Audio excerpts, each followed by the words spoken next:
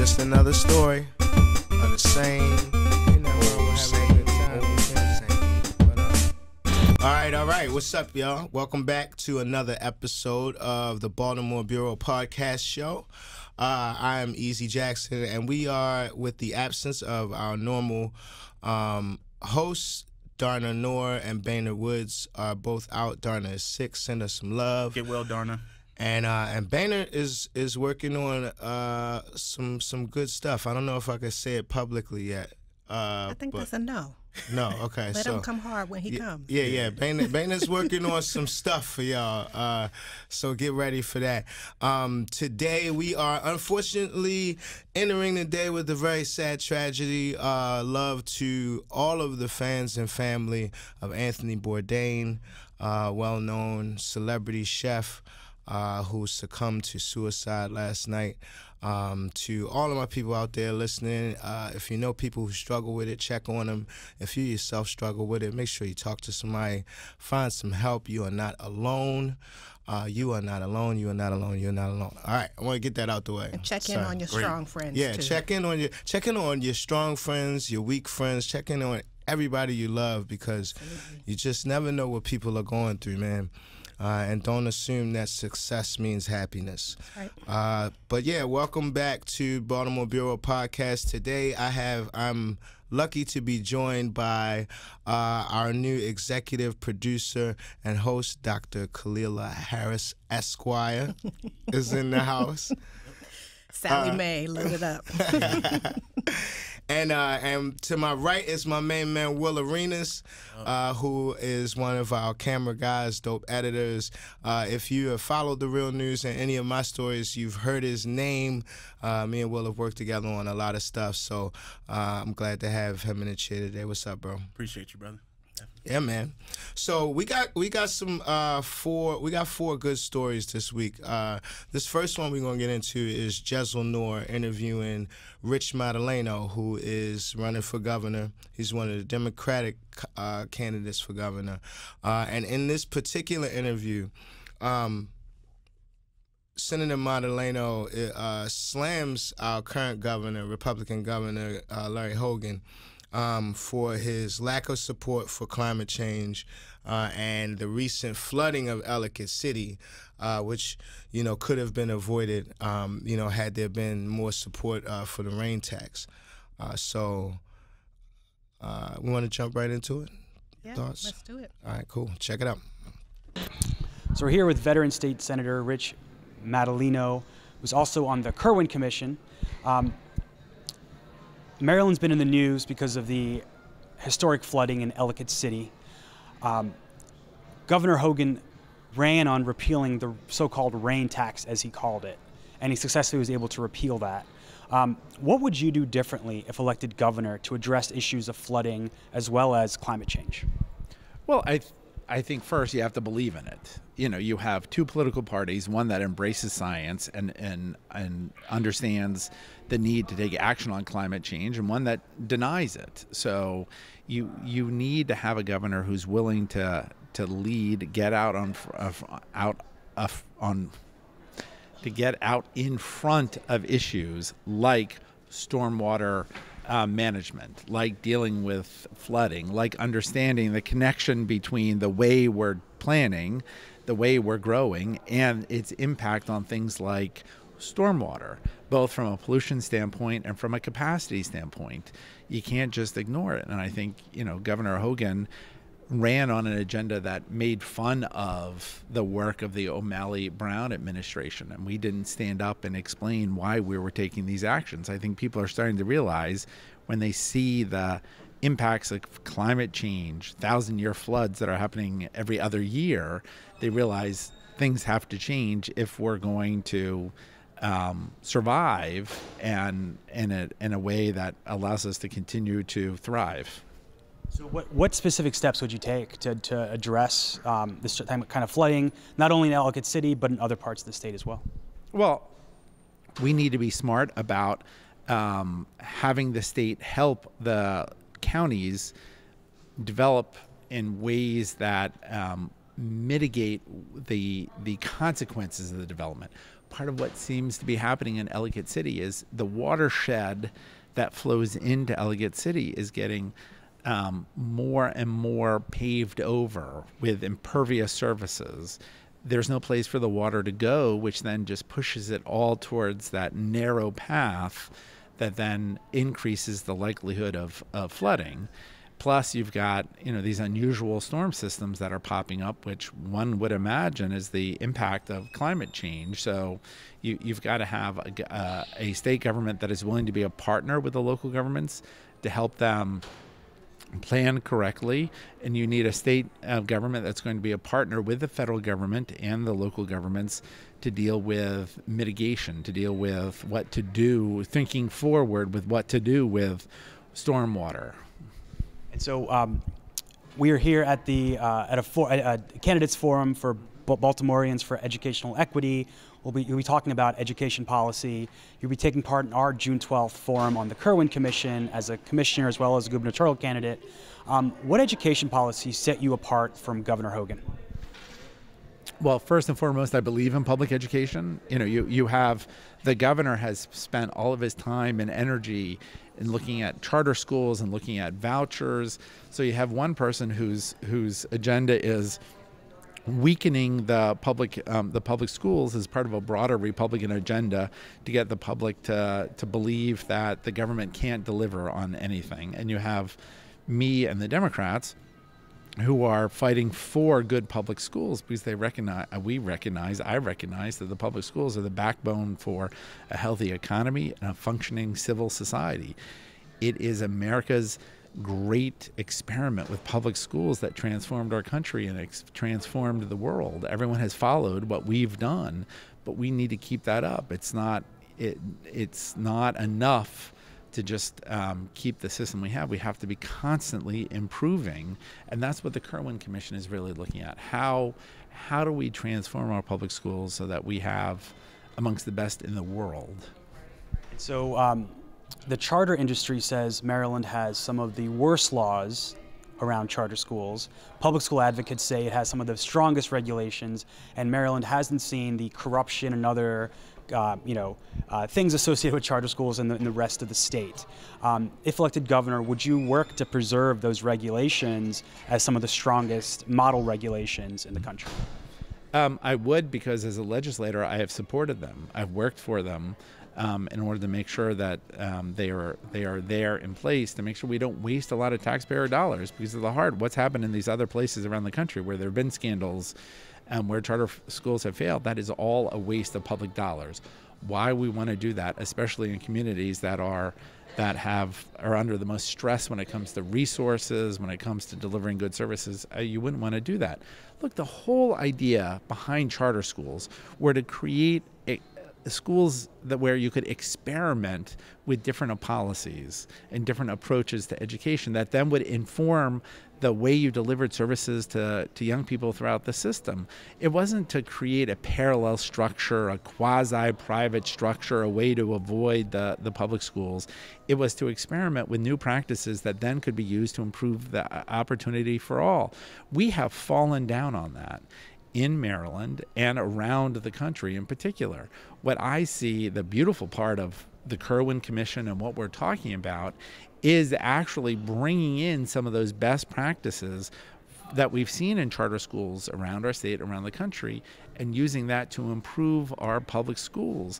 The most successful charter schools, the most successful private schools, Catholic schools, they're community schools. They're schools that embrace a full range of services to the young people in the building, not just giving them great educational opportunities, but making sure other issues are taken care of. That's what we need to do for every school and in the state. I mean, my argument is if we get Kirwan right, you don't need charter schools and you don't need vouchers because you will have improved the public schools to the point where the public is going to want to be engaged in them. So part of Kirwan's findings in its draft report was that Maryland spends 4.9 interim report spends 4.9% less on high needs, high poverty districts than wealthier districts. It also found that Maryland, between the states and the counties, need to spend $2.9 billion more a year. to adequately educate every student. How do you propose we do that? The commission did not find that. I'll be very clear. Okay, so the consultant yeah, that the State Department of Education used to update our current formulas. What the Kerwin Commission is doing is now trying to figure out, okay, what are the policies we need to actually move us forward, to change the outcomes. Just spending on the way we're currently doing business doesn't seem like it's going to change really the outcome. So we're costing out what potentially some of our recommendations would look like. So I don't know what the dollar amount is going to be. How would you, if increased revenue is needed for public schools, how would you raise that? And on the first part of your question about the spending, spending less in poorer jurisdictions. One of the components of our funding formulas that were laid out by our initial commission 15 years ago, the Thornton Commission, it said, here's the foundation program. Here's the program that is going to provide an educational opportunity for all young people. And the way the formula works is it assesses how much of the foundation program should be spent by the local, put up by the local government, and how much is put up by the state government.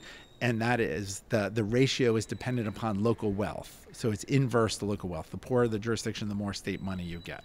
So that's the foundation program. It works well, and the local government is mandated to put in its share.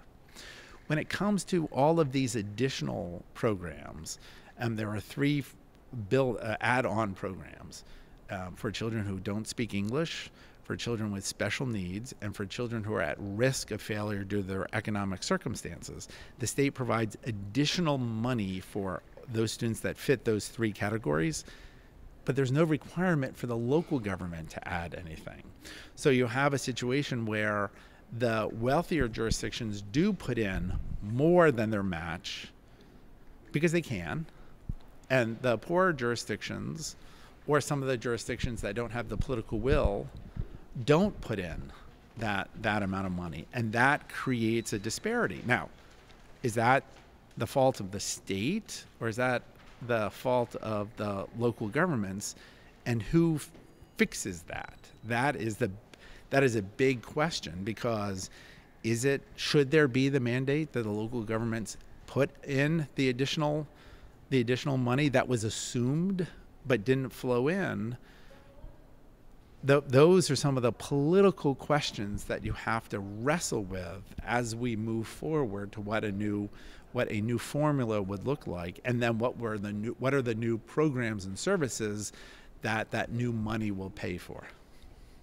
So if it does require more funding, I know Kerwin hasn't put a number on that yet, how would you suggest or propose we raise additional revenue to fund public education in Maryland? Well, it's interesting that that's automatically the question that everyone jumps to. Right now, the state is sitting on a surplus. We have, through a bit of a chess match with the governor, we have set aside hundreds of millions of dollars to start to pay for Kerwin when it comes in. Because of that additional capacity, we have the revenues to put into phasing in Kerwin. Look, when we totally redid the formulas in the early part of in 2002, 2003, all of the changes were phased in over a 6-year period.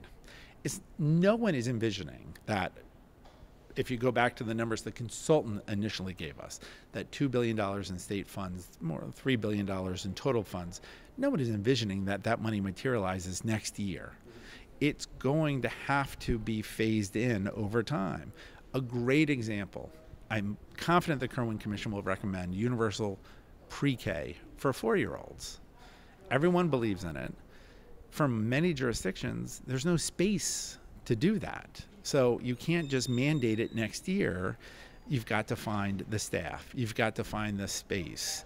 It took several years when, with the Thornton Commission, the big recommendation for early childhood was going to universal full-day kindergarten. Well, that took time to find the staff, the space, to have the school systems ready to do it. So that was a 5-year phase-in. You'd see the same thing with universal pre-K. So over time, we will have the resources to put into public education. Thank you so much. So, Yeah. rain. Climate change. It's a real thing. It's a real thing. It's a real thing. 1,000-year storms happening every year. Yeah. And, you know, we have to take measures to be prepared for these natural disasters. People have lost homes, businesses. We talked about this a little bit last week. Ellicott City, you know, they had just went through this like 2 years before. Yep. So it's crazy. I think one of the things, the interesting thing, and just in looking at these races in general, I haven't had worked in politics for over 10 years. One of the things I noticed after a while is that you really don't have to be very smart to be an elected official. You know, and I like that Rich Madaleno kind of highlights the importance of being educated and understanding. I think one of the things he says first on climate change, you got to believe in it. Right. You know what I mean? Right. You can't be running around talking about it's something that the liberals made up. This is real life. But yeah, I mean, really all it takes for elected officials is to win campaigns. As long as they can win a campaign, you can be, you know, you don't have to be a rocket scientist. You don't necessarily have to be a lawyer or an accountant. You just gotta be able to win a campaign, and that's a dangerous place to be in a democracy. Yeah. Absolutely. And it's crazy how even having people around you, you don't even have to have all of these, you know, scientists and, you know, you deal with these different issues like climate change, like Hogan doesn't, you know, acknowledge, and, you know, people suffer. Yeah. You know, people suffer because of your personal beliefs. And then you have, in this case, Ellicott City being, and the place where it happened, right, Main Street being a place where there are businesses and relatively affluent people, but typically climate change is impacting people who live in poverty most heavily. And so in some ways, having Ellicott City be kind of the poster child for what just happened, and Madaleno speaking to that, is really dope. But then you have West Baltimore, who also had people floating down the street, well, a bus floating down the street with people on it, and, you know, people who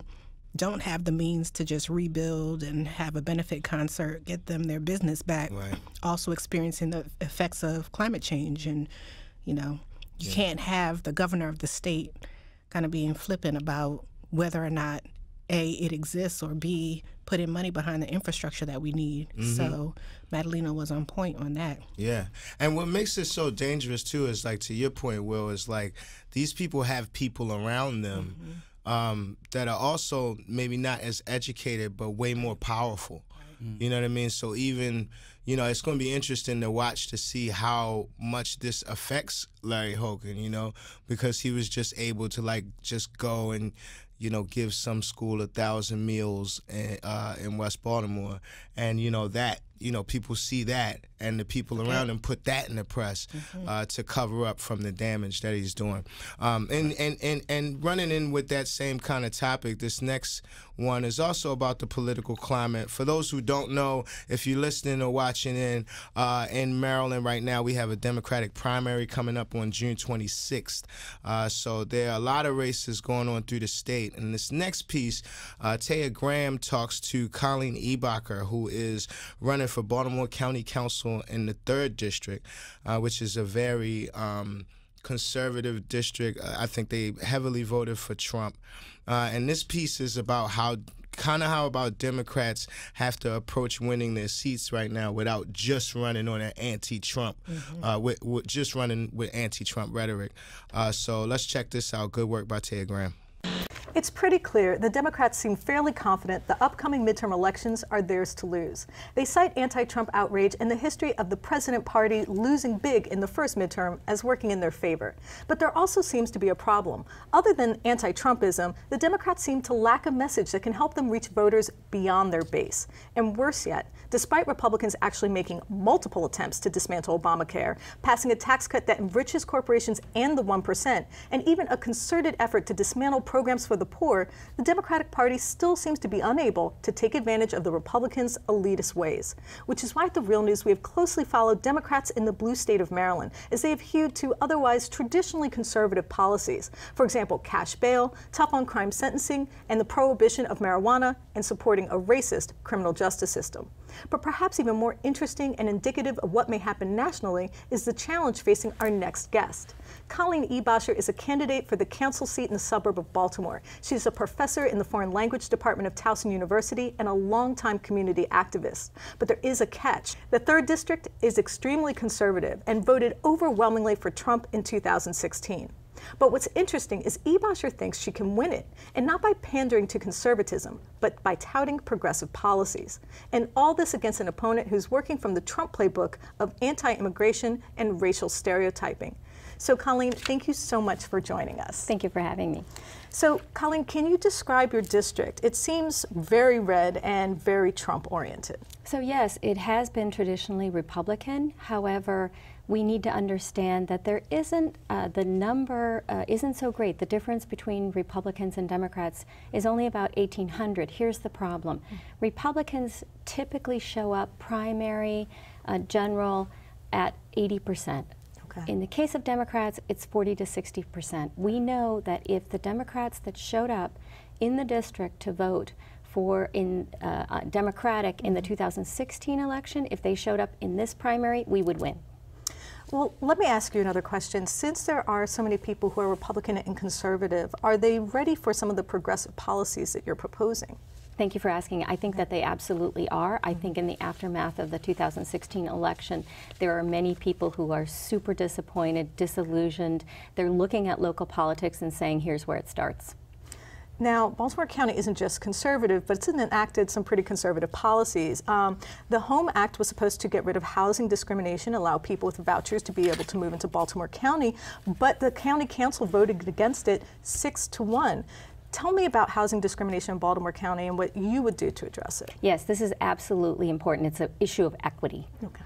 And we absolutely need to support diversity in Baltimore County. It is true that the County Council has voted against the HOME Act, unfortunately, but the Baltimore County has signed off on an agreement with HUD, which means that they have to invest $30 million in creating 1,000 affordable housing units over the next 10 years. So while that is a step forward, what we do, by not passing the HOME Act, we continue to allow Baltimore County to discriminate based on source of income. Now, it's important to understand that those that use the so-called vouchers are principally seniors and persons with disability, not low-income people. So first of all, people need to understand better what the HOME Act is. Essentially, what it means is that if a person wishes to rent affordable housing and has a criminal record or a bad credit history, the landowner would still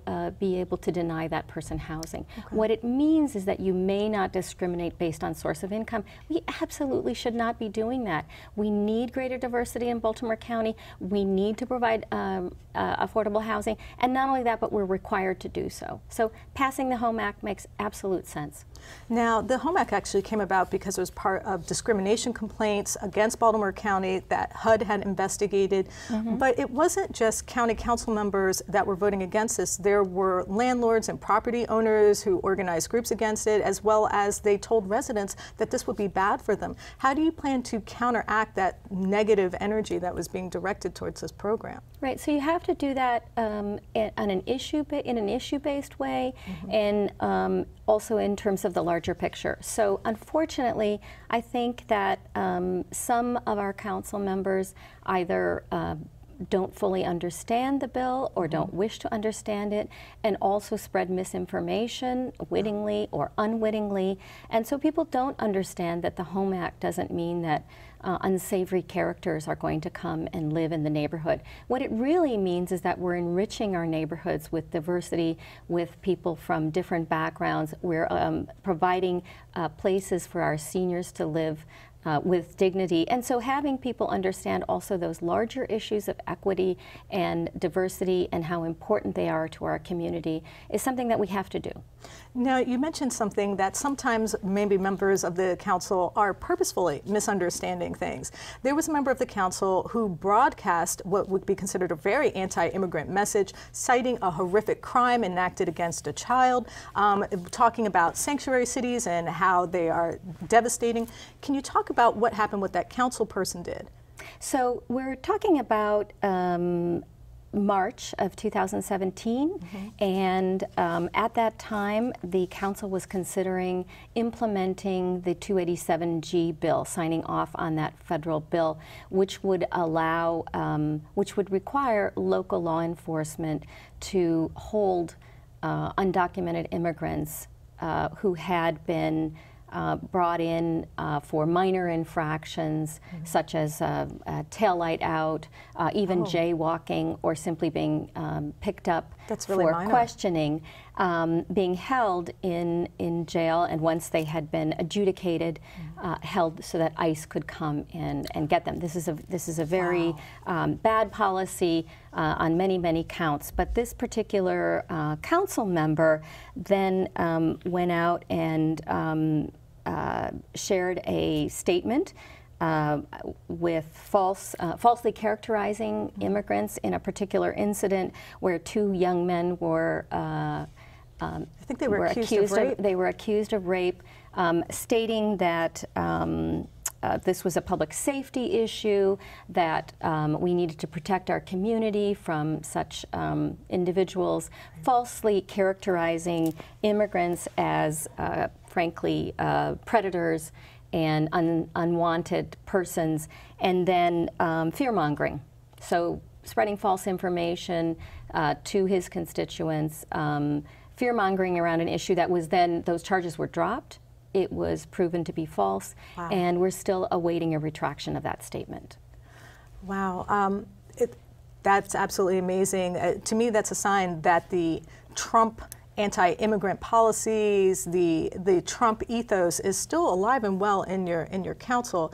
I'm curious what you would do to guide the council members towards more progressive policies. It sounds like you're saying that the residents are ready for progressive policies, but maybe the council members aren't. I think so. I think we have a great opportunity to learn more about these issues, learn more with the council people, but also with the constituents, to do serious research to understand the issues, consensus build, speak to a variety of stakeholders, and make sure that we're both understanding, proposing, and promoting policies that are fair, equitable, and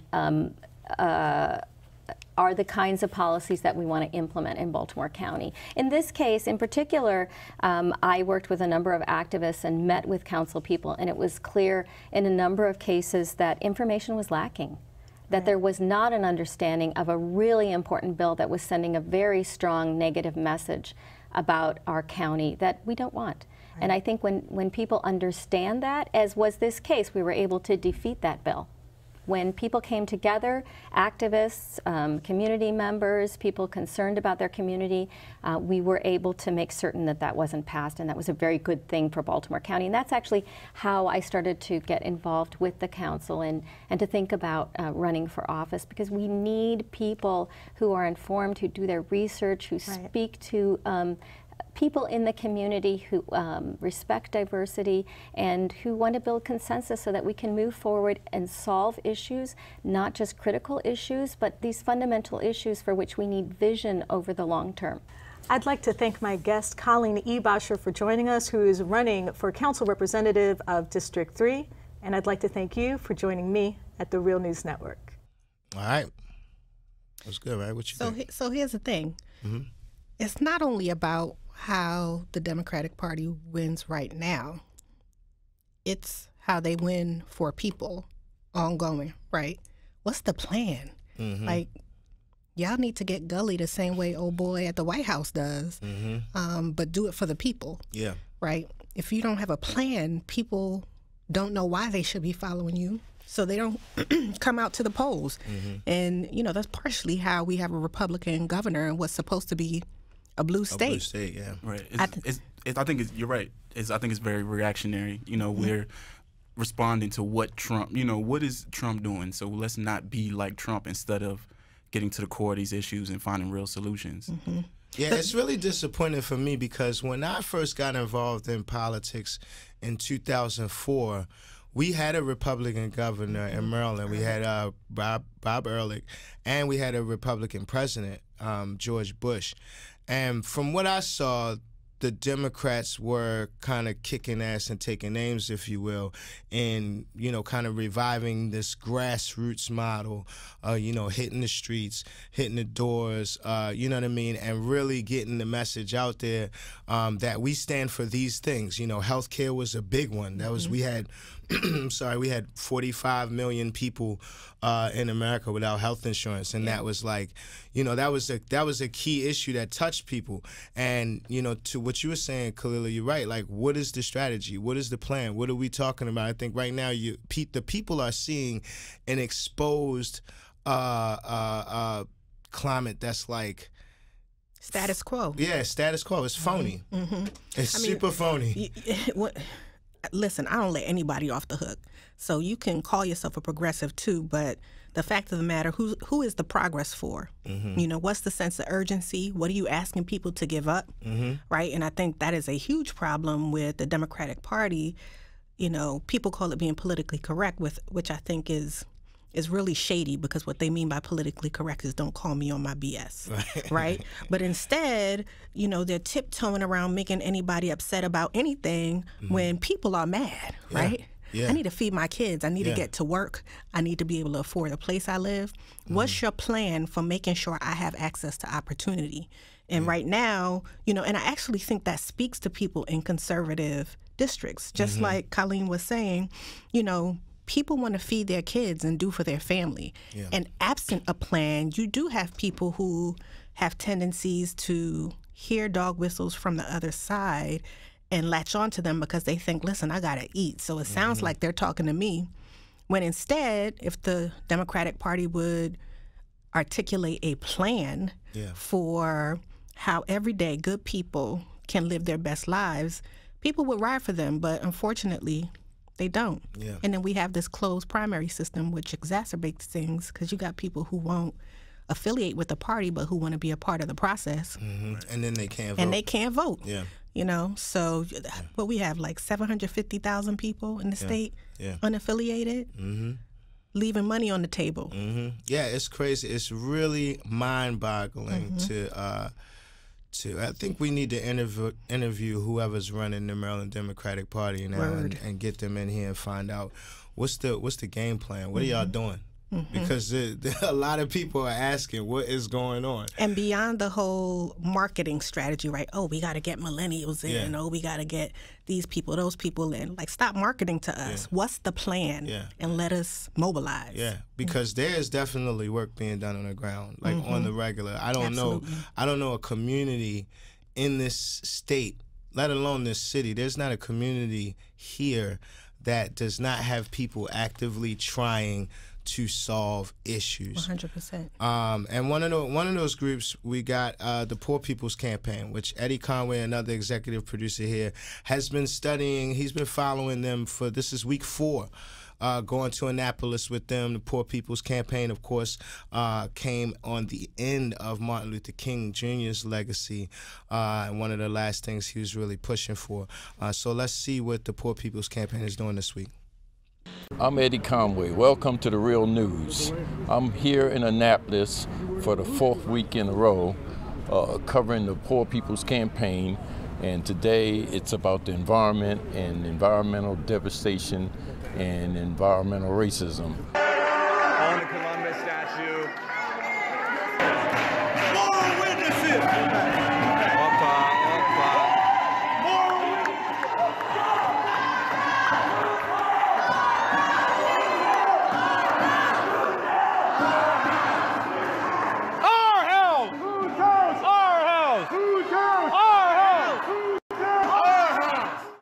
I'm a little pessimistic. I mean, these efforts are really nice, but my people have been struggling with this for 500 years plus. We ask God that a change would come that would allow all people of this nation to have quality health care. A change that would allow for environmental justice all across this land. A change that would allow rights to clean water, to unleaded water, and water that is affordable. 13.8 million households in America cannot afford water. 13.8 million households cannot afford water. Here in Maryland, we have households that have no running water in 2018. Legislation that would protect people from losing their homes over unpaid water bills passed the Maryland House of Delegates in 2018, but did not pass the Senate. Shame. We all know about Flint, but CDC says that over 4 million families in the country have children who are being exposed to high levels of lead every day. Studies also show that this risk falls heaviest on low-income and communities of color because they're more likely to live in poorly maintained housing. High levels of lead then lead to low IQ, poor grades in school, and antisocial behavior. We demand equal treatment in accessible housing, health care, public transportation, adequate income, and services for people with disabilities. Governor Hogan has allowed projects to proceed, which, although fracking in Maryland is banned, will continue. Let it shine everywhere I go. We've been supportive of the moral movement and Poor People's Campaign unofficially for a while, just out of the realizing of the common sense of the power that getting an intersectional interfaith presence even more involved than they have been in the past. That's just plain, it makes sense to really make things change. You know, protest. I mean, it's nice, but the government doesn't care. The government just doesn't care. And I think the bottom line, the only way to make change is to either A, hit them in the wallet or vote them out of office. And this is the 4th week of this action, right? Now I understand next week there's going to be something in Baltimore. There are. We're having 2 actions. 2 actions where? The first one will be here at Lawyers Mall in Annapolis at 2 p.m. And the next one, or part 2 of our action, as we say, will be in downtown Baltimore in McKeldin Square at 5:15 p.m. And so next week, we're calling the theme Everybody's Got a Right to Live, and we're specifically looking at good jobs, living wages, adequate housing, and also education. And so, of course, at 2 p.m., many teachers and school staff are in school. So we particularly wanted to have an action that is after school hours as well.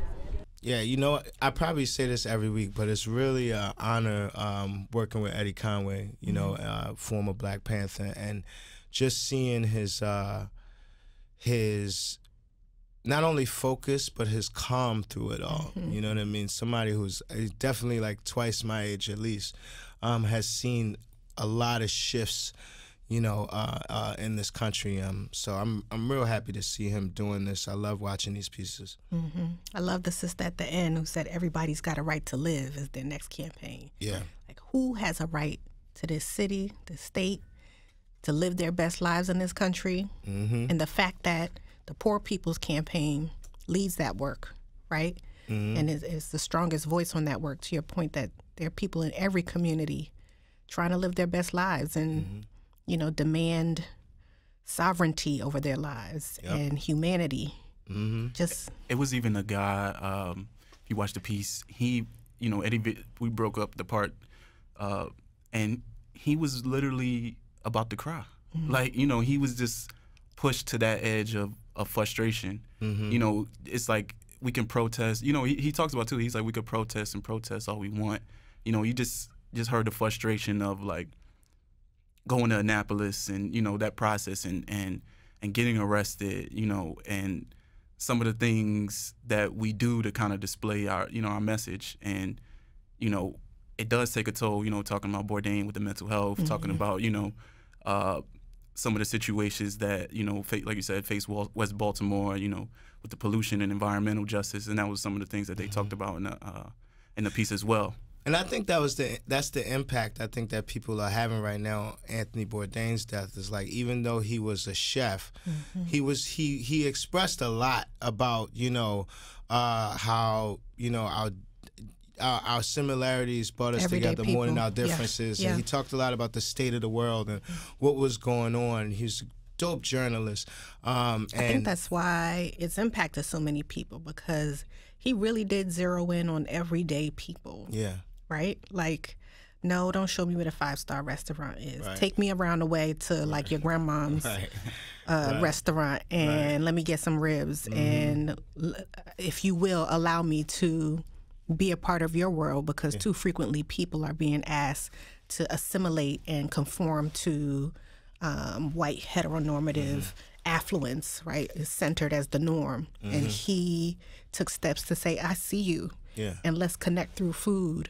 But I want to make sure the world understands you're human just like I'm human. Right. And I think that's what we need. That's the kind of energy we need around these elections. You know what I mean? I mean, where are the people that feel like people, you know what I mean, that are really expressing, that are able to articulate what it is we're dealing with, who understand beyond just you and your suit and your speech, you know what I mean, and, who you align yourself with and who endorsed you and all of that. I think we see a lot of candidates like that. Before I jumped into journalism, I was myself running for Democratic Central Committee, stepped out of that since I'm going to take a different pathway, but 50% of the Democratic Central Committee is going to turn over. But if you ask an average citizen, what is the Democratic Central Committee? They don't even know what that is. But you have a lot of dope people who are like, you know what? I'm done on the establishment side. Exactly with, what Khalilah was talking about. We got to have progress, democracy for the people and by the people. And so you see a bunch of folk who kind of stepped up and are running for a Central Committee like, nah, I don't have to run for Senate when I'm unqualified and, I don't really have credential on my own name to stand for in the community or anywhere else.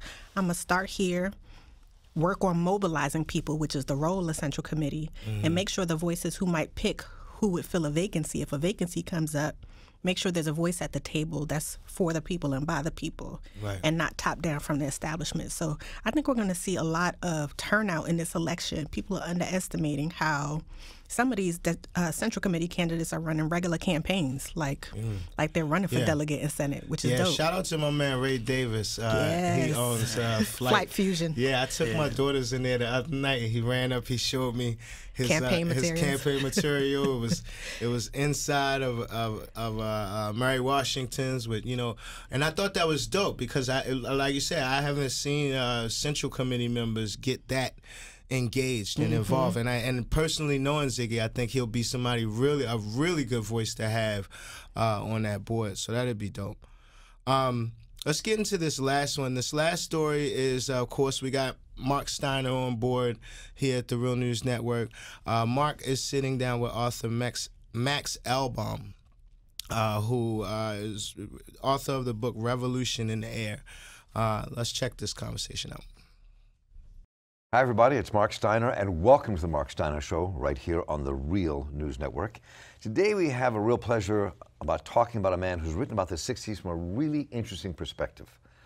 We hear about the 60s because this is 1968. Everybody's writing about it, talking about it, analyzing it, tearing it apart, dissecting it. But nobody really has gotten under what these movements were, especially the revolutionary movements, the Leninist movements, what they meant to the movement, how they changed things, and how they altered the way we were.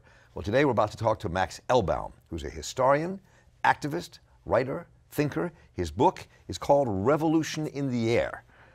60s radicals turned to Lenin, Mao, and Che. This is his book, and this is Max. Max, welcome. Good to have you with us. Thanks. Pleasure to be here, Mark. He's also a world-class marathoner, we were discovering, and that's interesting. We're not going to run today, though. No, not today. Well, welcome. Good to have you here on the Mark Steiner Show at the Real News. So let's just begin. This book is in its third edition. Right. So let's take us back to the beginning before we talk about this edition and why you wrote it. I mean, what motivated you? I mean, obviously, you were in the movement. You were part of the left. You were part of the communist movements back in the 60s. But what drove you to write the book in the way you did? It's the mid-90s. a period of reevaluation among radicals after the collapse of the Soviet Union, Tiananmen Square massacre in China, defeat of the Sandinistas in Nicaragua. I'm working on a magazine called Crossroads, which is a lot of dialogue among people who came out of different parts of the left. I remember that and magazine. made a lot of contact with a new generation of radicals who were radicalized a lot in the first Gulf War, moved into anti-war, anti-imperialist politics. They knew about the history, some of the Communist Party, they knew the history of SNCC, they knew a little bit about the history of the Panther Party, but they didn't have any information about the new communist movements, the new revolutionary movements that grew up starting mainly in 1968 and that continued and were a very important force on the left from the 60s through the late 80s. I looked around, tried to find some friends who were in the academic world to see if anyone was going to write a history of this particular part of the left. Couldn't find anybody interested in doing it. I had been a pack rat, I'd been involved in this. I had been the liaison from the group that I was in to a lot of the other communist and socialist groups, so I knew people in all the different parts of the left. So I decided to stop editing that magazine, turn the job over to a younger person, and start working on this book. Some of the younger people I'd been in touch with helped me, read drafts, made critiques, as well as some of the people that I had been in the movement with. And got published in 2002. And so here you are. And here I am. Third printing. Third edition, yes. Third edition, right. It came out in hardcover. It came out the second edition in paperback in 2006, just before the massive immigrant rights demonstrations all over the country. I wrote a second preface to that, sort of with reflections based on the feedback that the book had received from 2002 through 2006. Last summer, Verso, the publisher, called me up and said they wanted to issue a new edition because they thought in the wake of Trump's election, the Bernie Sanders campaign, Black Lives Matter, Occupy, there was a new audience that would be interested in this history. They didn't want me to write anything else for the book, but they wanted me to find a younger activist who was interested in history to write a new forward.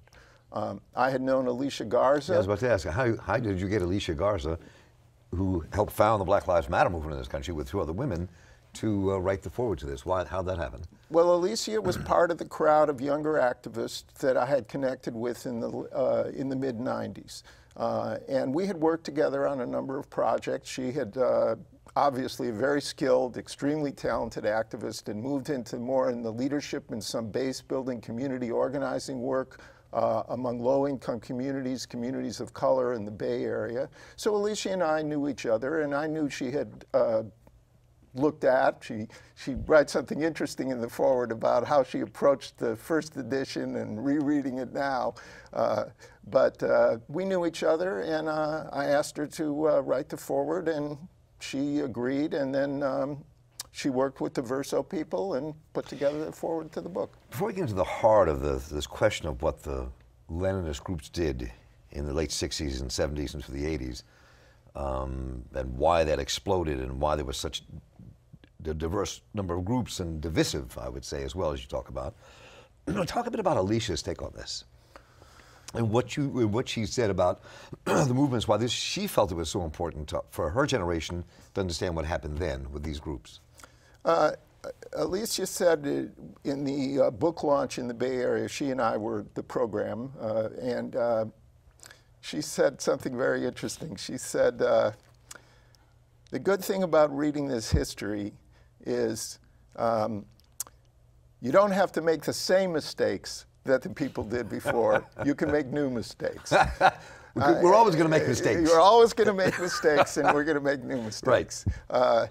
It certainly would have been nice if I had had that attitude when I was that age in the late 1960s. A little ahead of us, maybe, which is good. But which shows that there is progress from one generation to the next.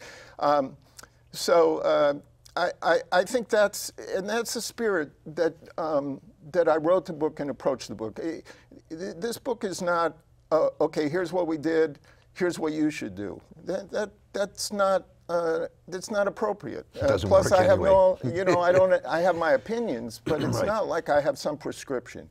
What you want to do when you're writing about left experience, radical politics, you share the experience, you put it out there, and then people have access to it, and they'll make of it different things. Different people will make of it different things. I think there are some patterns in left history, in U.S. history, in the global revolutionary movements, that it's useful for people to have a long-term historical perspective. Every generation of the left has thought this is the final conflict, and so far it hasn't worked out that way. So some understanding of history is a good idea, but it's really up to each generation to reinvent the left based on their experience. I don't want to digress into this, but you said made me think the reality that if you really study dialectics, whether you like Marx or Buddha or both or not, or whoever you like, that dialectics itself, the nature of it, tells us there can be no end. What causes the explosion of Leninist groups in this country in the late 60s and early 70s that has such a visible effect on the movement? Well, especially the pivotal year, 1968, you know, the whole, what we then called the Third World, now it's usually termed the Global South, Asia, Africa, Latin America, the Middle East, was exploding with anti-imperialist movements, movements against Western domination, movements against colonialism, movements against white supremacy. This is connected to the Black freedom movement in the United States, which was the anchor of the 1960s movements. So it was the rising of the peoples of the world, what Frantz Fanon called the wretched of the earth. And there was a sense between that and the events in France in 1968 that even with all the horrors of that time, the tremendous sense that we were part of a human surge and we were going to create a new world. And fair to say, we actually thought at that moment that a revolution was going to happen and capitalism would be overthrown. Capitalism would be, you know, 1/3 of the people in the world had already broken with capitalism. The national liberation movements were rising. There was almost a revolution in the heart of industrialized Western Europe. You had the Black freedom movement and all the new movements of the 1960s here coming out of that. So I mean, we weren't so naive as to think it would be a straight line. We did think that after a brief lull, there would be a new upsurge. There would be a new radicalization that would even be greater than that in 1968. And the mindset of a lot of us who came in that time was then, well, what happened in the 60s was there was this huge uprising of peoples. But in the United States, there wasn't a political leadership that could capture that energy and move forward the way that, at the time, we interpreted the Vietnamese, the Cubans, the Chinese had made their revolutions. So the thinking was we needed to prepare a vanguard-type group in order to be ready for the next upsurge and move it another step forward closer to revolution. Of course, when you think you're on the verge of revolution, certain kinds of differences of opinion loom very large.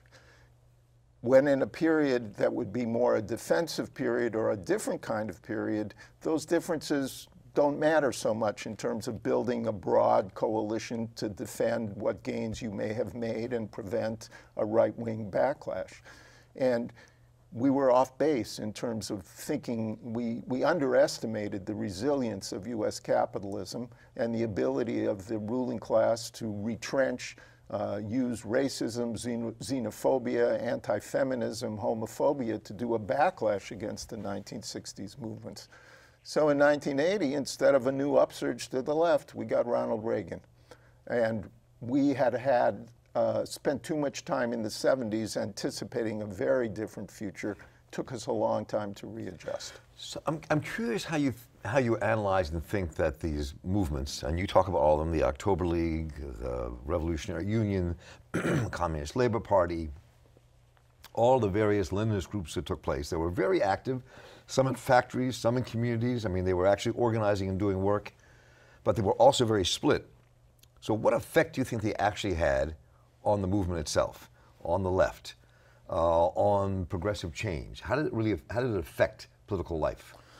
Well, the groups had much less effect on American politics because we were divided than we would have had if we had been united. So I think that's one part. You make of that it. point a lot in this book, that yeah. there's this. That some of the ideological issues and some of even just the turf battles and sectarianism between different groups inhibited us. On the other hand, those kinds of groups unleashed a tremendous amount of energy, like you just mentioned, Mark.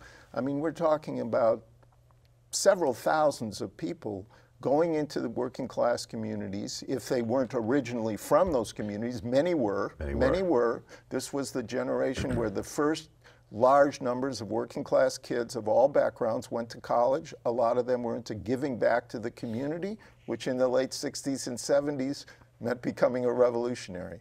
So there were organizers in all kinds of factories, hospitals, offices, communities, leading struggles around anti-racism, struggles for unionization, struggles to democratize unions. And among the steel workers and among auto workers and miners, there were these revolutionary movements as well inside those unions. Absolutely. All that was taking place. Absolutely. And those groups did provide support, training, propaganda, coordination.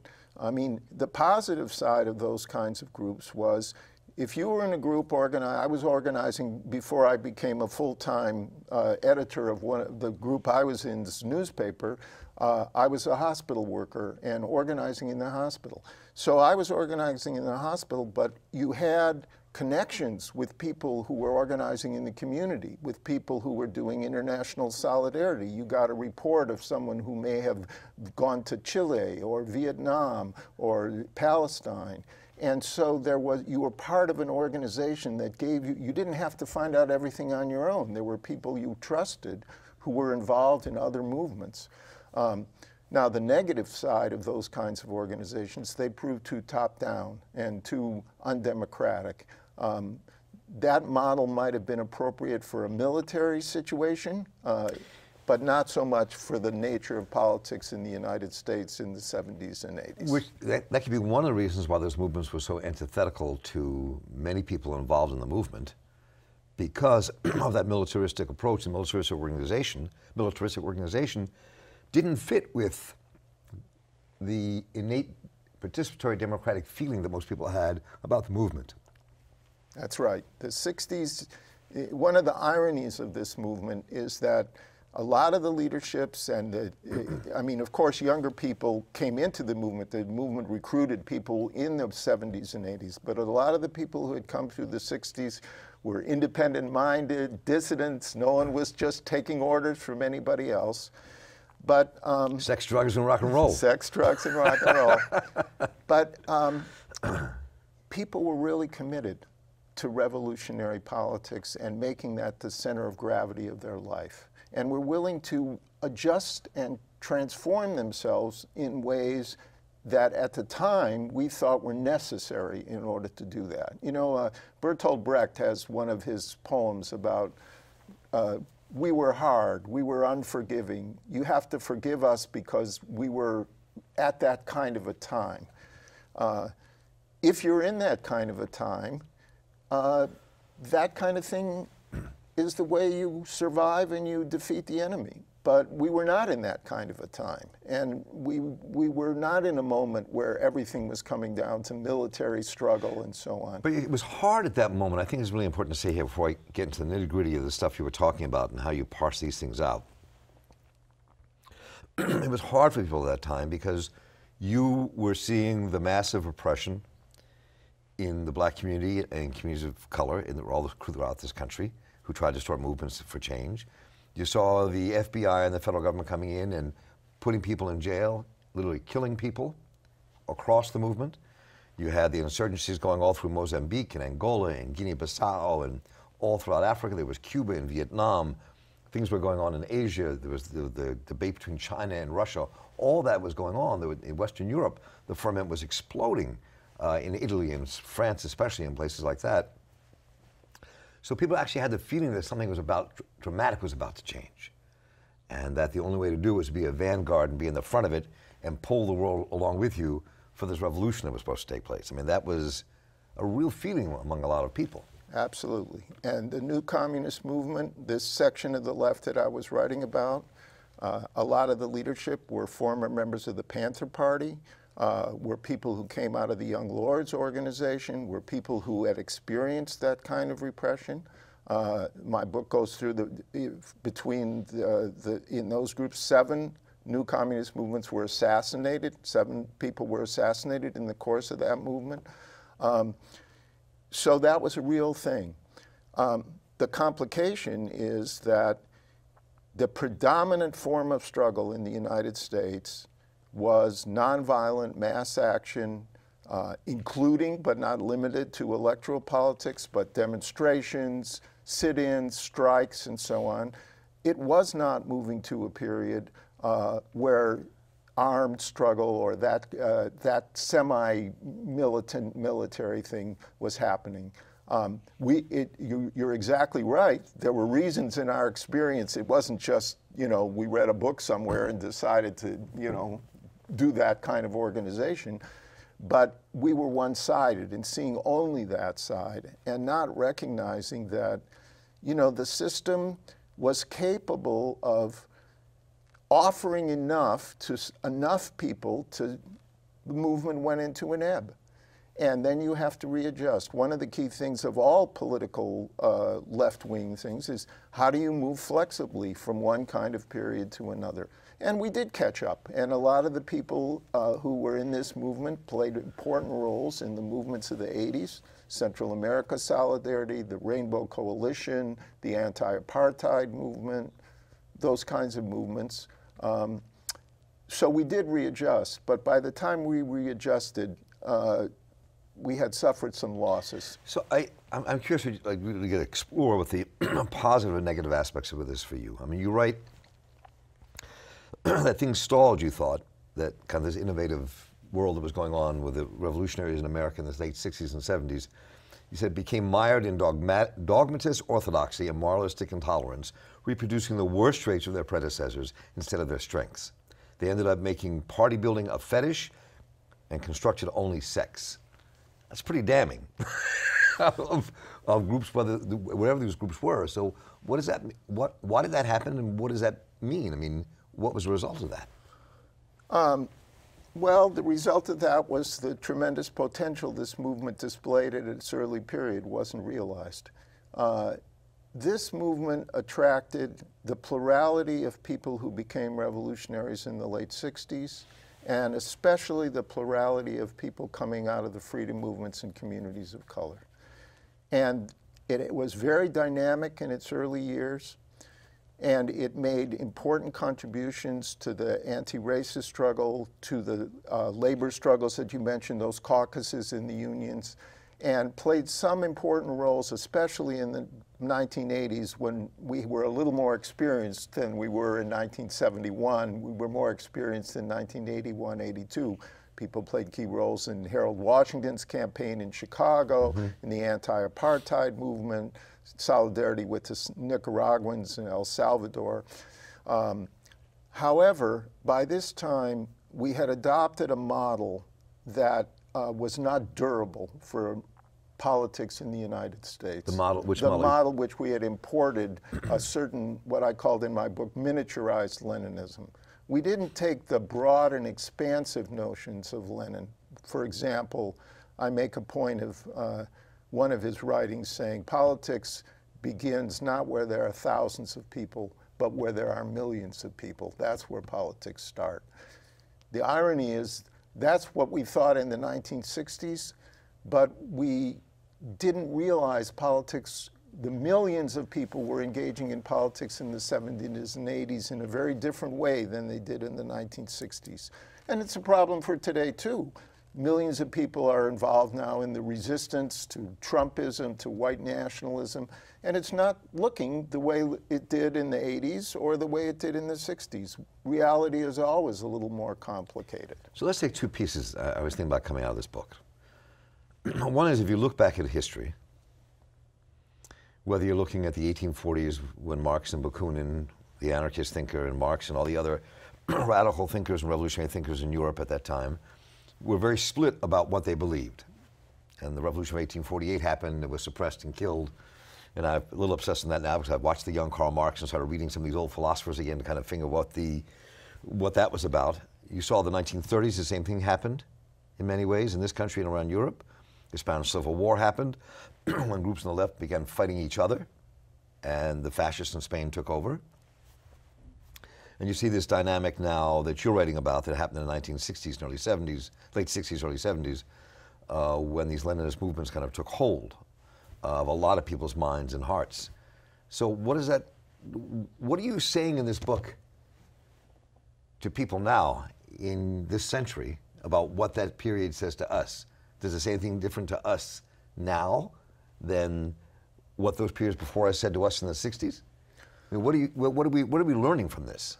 Well, we're learning a couple things, hopefully, so that there'll be new mistakes in the future. There will always be mistakes, there'll always be successes, yeah. But what do you think it's saying to us? Well, I think one thing it's saying is we have much to learn from revolutionary movements all over the world, but we have to make change and revolution in the United States, and we have to look at the patterns of U.S. history. And one of the strengths of this movement was in focusing on the role of the African American liberation movement and the role of black labor in building the United States. It looked back to Reconstruction, to Second Reconstruction, and the notion that you had to try to build, the African American movement has not only been the springboard for advancing the interests of African Americans, but the driving force for opening up space for all the different throughout social American movements, history. Throughout American history. So that's one aspect of things it's teaching. On the point you raise about differences on the left, it's a struggle for a sense of proportion. Differences mean different things at different times. Not every difference of opinion is worth splitting and going to battle within the left about. And this is where politics becomes an art and not a formula. Which differences are important at which time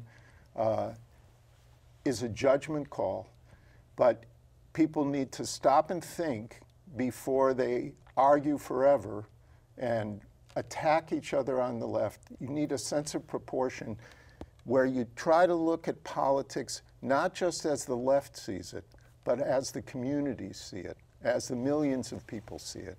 And that gives you some kind of grounding, some kind of reference point to judge whether your differences of opinion about some historical issue or some theoretical matter is relevant to the urgent struggles of today or not.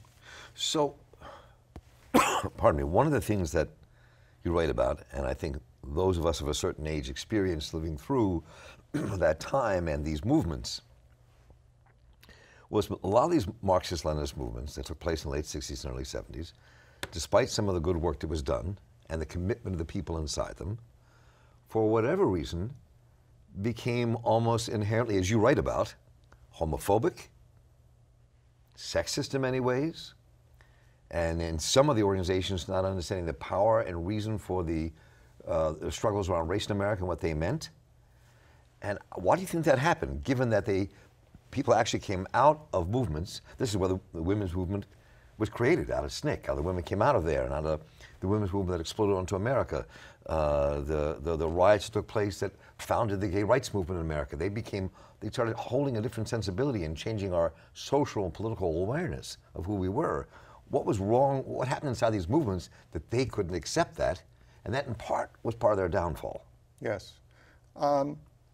I think that's a complicated question, and I think there's a number of factors. Two that I would pick out is, one, we all grew up in the same country. It's a sexist, class-divided, racist, and homophobic society, much more so in attitudinal sense in the late 60s and 70s than it is now. How much has changed in the material sense is another question. And the movement had the attitudes that people brought into it. So there was some element of homophobia that people who grew up before Stonewall in that period, even people on the left, carried that baggage with us. And that's something we needed to be more sensitive to, especially around gender and sexuality issues.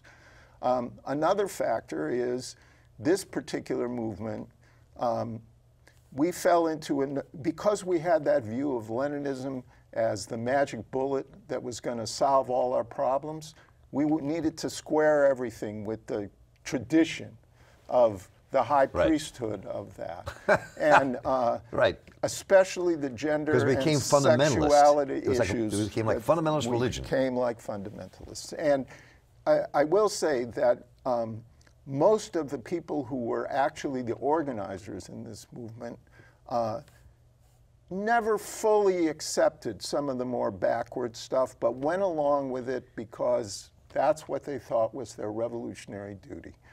And then the way these groups collapsed was mostly rebellions by the members. It didn't collapse because of financial scandals or something. They collapsed because the members said, look, we're revolutionaries and this is not a revolutionary path. Exactly. And most of the organizers from that movement, of course, many people had made great sacrifices. They had to put their lives back together, deal with their families and so on,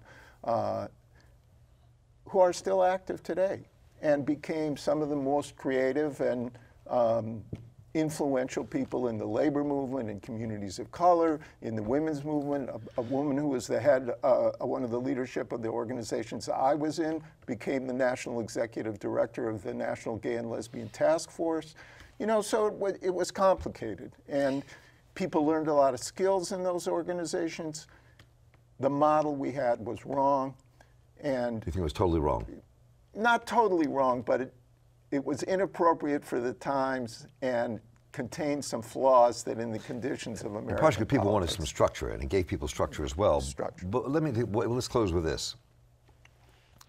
You write in here about how many people on the hard left, the Leninist left, and were deeply influential and did not support George McGovern in 1972. Not that that's what completely led to his defeat, but people decided from 68 to 72, even in 68 before this happened, people organized, and I was part of that, the vote with your feet, and we got Richard Nixon. And then 72 happened, and people withdrew from McGovern. And that was when a lot of people on the left started entering the Democratic Party. So what do those lessons tell us about now and Trump and where we are for you? I think that the road to revolutionary change lies through making a difference in people's lives day to day today, as well as linking that to a long-term vision. People will use the means to fight for change that are available before they will turn to harder and riskier roads. And whether the revolutionaries like it or not, in American politics, elections are legitimized for the masses of people. They're the way most people engage in politics. Obviously, there are many people who are disaffected, but most people who engage in politics engage in elections. The left cannot cede that territory to the right wing. The struggle for voting rights was a huge influence on our generation. 1964, Freedom Summer, Goodman, Schwerner, and Cheney. I mean, the three civil rights workers killed in Freedom Summer, the Voting Rights Act. So we have to engage electoral politics. There's obviously differences of opinion on the left on this. My own opinion is the main obstacle to any kind of progress today is the Republican Party that's been captured by white nationalism led by Donald Trump. And until we break the grip of that group of people on all three branches of the federal government and the 25 states, we're not going to get anywhere. So that's a necessary stage of a long-range struggle. We have to build our own independent organizations so that when we do defeat the right, we will not be marginalized again by the corporate Democrats and so on. But if we can't break the Republican grip on power in 2018 and 2020, I think things are going to get a lot worse than even they are today. Max Elbaum has been our guest here on the Mark Steiner Show on the Real News Network today. He joined us here in Baltimore on his tour around the country for his book, In the Air, 60s Radicals Turn to Lenin, Mao, and Che. Revolution in the Air, excuse me. 60s Radicals Turn to Lenin, Mao, and Che. It's really a great read. You'll learn a lot from this book. It's good to wrestle with, or else Alicia Garza would not have written the foreword to start with. And Max, thank you so much for joining us. Good to have you here on the Mark Steiner Show on the Real News Network. And we'll see you all next week.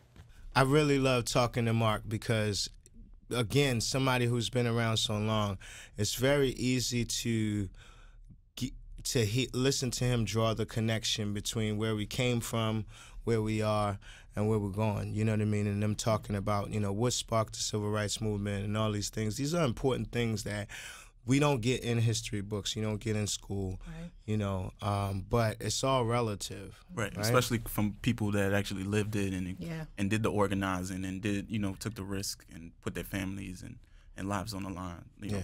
For sure. I mean, the elders, we don't do a good job of documenting, right, their experiences and the mistakes that they saw get made and the ways that they saw people push through it and get past. And, you know, I think we need to do a lot better job of that because the revolution is ongoing, right? The civil rights movement, especially in this country, is ongoing. It didn't end, and people frame it in a way that it was in the past, yet they can draw connections every day to the movements that were happening in, you know, the 50s and 60s.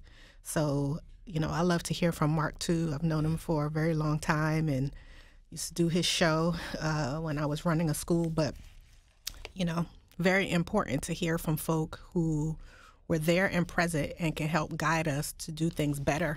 Yeah. And no, I'm saying, I was just saying, it also humanizes it to me. You know, it makes it, you know, because we look at it as such like, you know, like, wow, they did this and, you know, we're living kind of their impact. But, you know, some of the issues, you know, where they talk about in the interview, you know, some of the sexism, some of the homophobia, you know, some of those things that we realize, like, we're going to go through these things. We're going to make these mistakes, but we should try to, you know, progress. Yeah, that resonated a lot for me, too, because what we see right now, whether it's in the Black Lives Matter movement or Me Too or whatever the case may be, oftentimes you have sisters talking about how the men that they're standing behind don't ride for them, right? And unpacking those things and not making those mistakes again or not trying to prop up this, you know, cis male figure as the leader, as opposed to giving space for as many people who want to lead and not requiring them to, you know, send down messages from on high about what we're supposed to do. Because everybody has lived experience and can lead from their seat. Yeah. But, you know, that piece on misogyny and homophobia in the movement was real because, like, James Baldwin, what? Man, like, if there was a leader, we should have been following his every word. I mean, you can literally read James Baldwin's essays today and be like, yep, relate it to somewhere or something that's going on right now. Like, it's crazy. And that was like 40, 50 years ago. So I think, like you said earlier, like, the revolution is ongoing. And I think it's important that we acknowledge it, but as it's ongoing, it changes, right? Like, more people have come on board, you know what I mean? Man, Baldwin at the time was advocating so heavy for Black rights, you know what I'm saying, and for African Americans to be treated fairly, you know, and the whole time dealing with, and he was advocating strong in the gay community as well, but was dealing with his own battles there, and was not able to be as public about it, you know what I mean, as folks can today. So doors have been kicked down, boundaries are being broken. There's just still so much more work to do. So much more work to do, and these kids, boy, Gen Z. Yeah. What? Like, you know, what's good about also how things come full circle, right? The proverb from the ancestors, nothing new under the sun, right?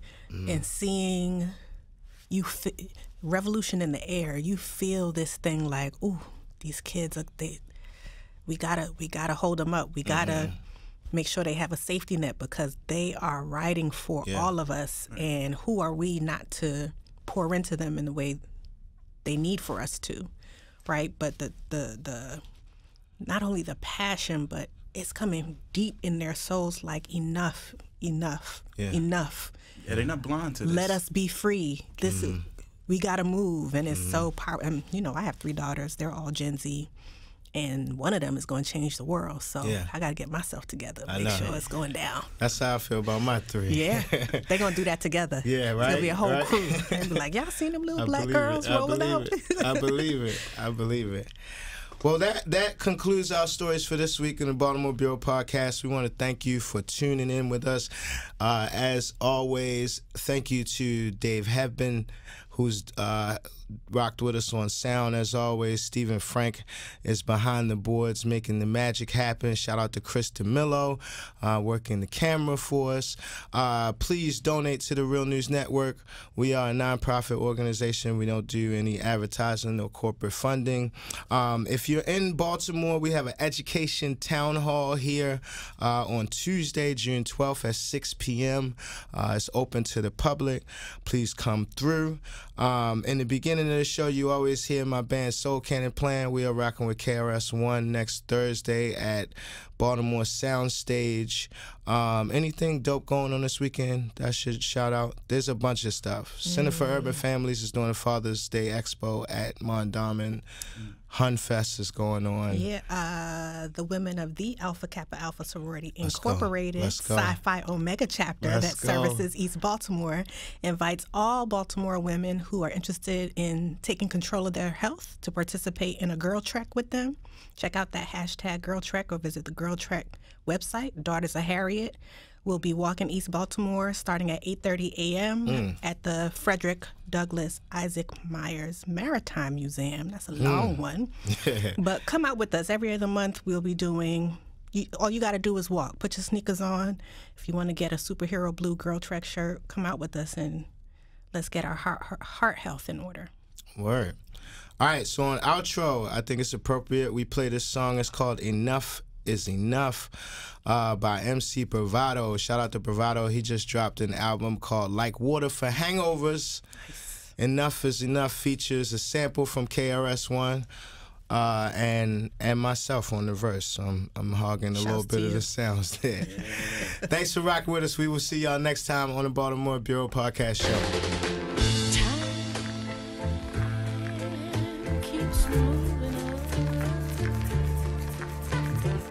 Yo, stop waiting for people to hold you down, yo. You holding you down? You good? Huh. All right, then. Who can you really trust? Who can you really trust? Who can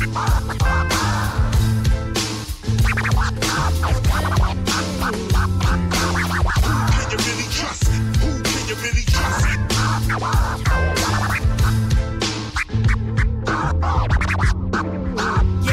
I ain't sipping on the Kool-Aid spike with the ether. I would rather have a viper bite me right in the urethra. Unconventional flight to Geneva, two-party system. I ain't get invited to neither. Lethal weapon on your iPhone, holding your home. Pokemon Go knows where all of y'all roam. About to war with our own, cause the NATO on the border war in World War III. Putin baby in the corner.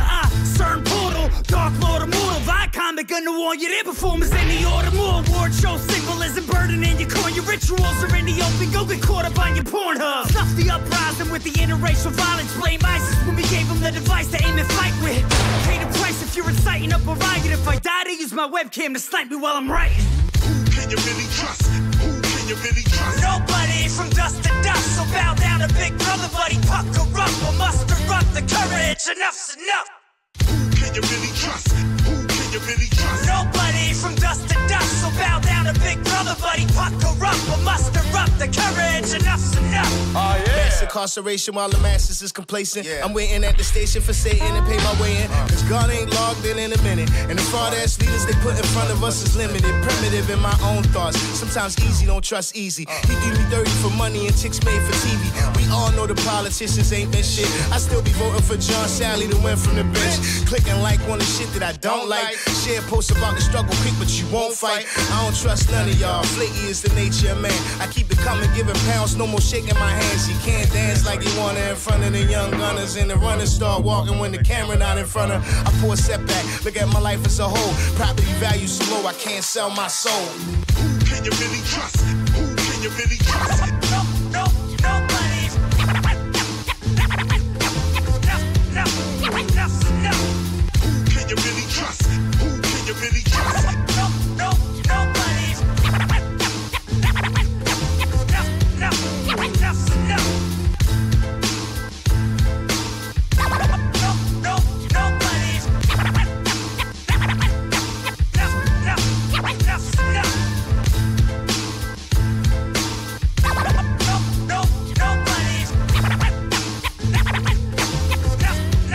I just know. Okay, when I introduce you, I'm gonna say, this is a friend of mine. That means you're a connected guy. Now, if I said instead, this is a friend of ours, that would mean you were a made guy. Capiche? Yeah, friend of mine, friend of ours. Yeah. What do I call you, friend of ours? Or? Keep your fucking mouth shut about me.